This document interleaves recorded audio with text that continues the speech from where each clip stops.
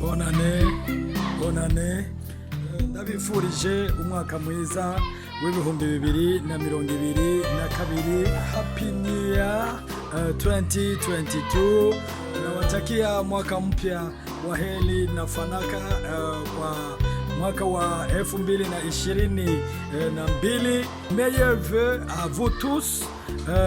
Meilleurs vœux de 2022. Ifuriza ko uyu mwaka wowe umwaka w'imigisha, wowe umwaka wo kumererwa neza, wowe umwaka w'intsinzi mu buzima bwawe bwose. Uko wowe uri kose ndakwifuriza kumererwa neza, ndakwifuriza kugira umugisha mu byawe, ndakwifuriza guhezagirwa.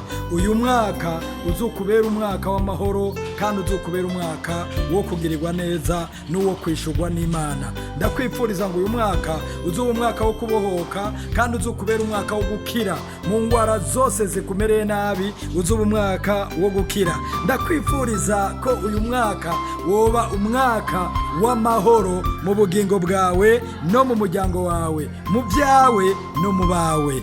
Umwaka mwiza uzubabere uw'umugisha mwese. Bye bye.